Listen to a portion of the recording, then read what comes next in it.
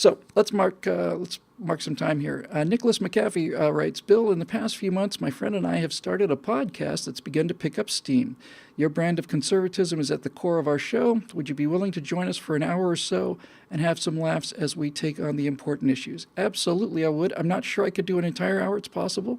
But I will absolutely do it under the conditions that you agree to do it in return, Nicholas. If you guys want to set it up, we can Skype in for half an hour or maybe an hour. I don't know. God knows once I start talking, it's, just clear the room. It's like watching a dam burst.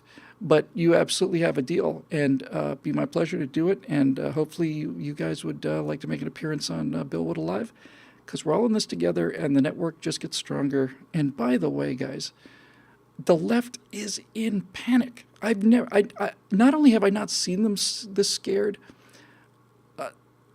I didn't think it was possible for them to be this scared. And I read an excellent article.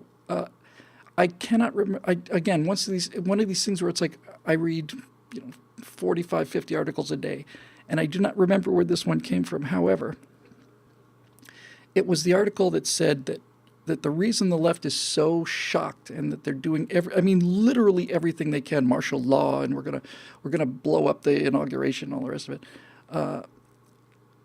is because not just because they lost a political battle. That happens to them. Last happened to them on this scale, 8 years ago. So it's not that they lost a political battle. The article went on to point out, and if somebody remembers who wrote it, I'd be happy to credit them because it was great. They said that this is the first time in their lives, in our lives, in all of our lives, first time in modern history, where we didn't listen to them, where we didn't listen to them, and they made plenty of videos telling us who to vote for, and we didn't do it. And then after the election was over, and you and me and the rest of those knuckle-dragging savages decided to bolt off of the plantation, then they started telling us, well, you can stop it at the Electoral College. But we didn't listen to them. As a matter of fact, we've stopped listening to them. And we have really just begun to understand just how annoying and how shallow these people are. I remember the next day, the day after the election, I realized everything is different. Everything is different. I'd been thinking about things like the economic, recovery and, in our international standing, our military posture and all the rest of it. But culturally, they're done.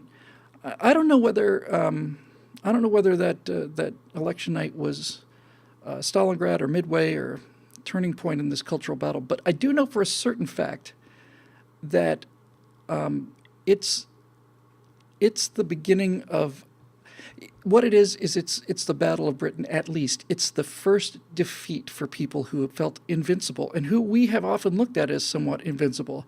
God knows all of us keep trying, and we were never going to stop. I was ready for 4 years of Hillary and 8 years of Hillary, but God has clay feet, and we hit them in the nose and they're bleeding, and that is really shocking to the elitist left. They thought that they had this one in the bag, and when I say had it in the bag, they had history in the bag. Many people have pointed out that the Democrats have been governing as if they would never lose another election. Well, guess what?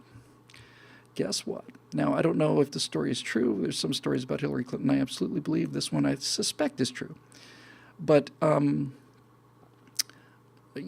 she was reported to have said, if that son of a bitch is elected, we're all going to be swinging on ropes. So it's nice to scare the landed gentry every now and then. Maybe a revolution is just something that has to happen every couple hundred years. You just have to. I think the elites become so comfortable being elitists, and people are prosperous and they're doing well, and it's just kind of like looking at their feet, and this is a war of ideas. It absolutely is, and in this war of ideas, the Trump election was the revolution. It's the revolution. So why don't we start shooting at these people? It's fun to shoot at aristocrats. It would probably be fun to shoot at them in real world. But when I say shoot at them now, I mean let's shoot at them rhetorically. Let's keep them running. They had a complete, utter disaster in 2016. And what they don't realize until now, and we don't realize, and they certainly haven't really sunk in on them yet, 2016 was a disaster for them, and 2014 was a disaster for them, and 2012 was a disaster, and 2010 and so on. So 2008 they did pretty well. So we got them on the run, and we got to keep up the pressure. So that's why this prepare to see the firepower of this fully armed and operational battle station. Hey, there goes one of our awesome helpers. Neil's our media guy. You out of here? Yep. All right, we'll see you tomorrow morning. See ya. There goes 5 hours of my time a week at least. He's so good and it's wonderful. So anyway, yeah, happy days are here again. So what that had to do with Nicholas's question, I don't know. But this is the kind of overarching, brilliant, insightful commentary that you're going to be seeing in the days and weeks to come.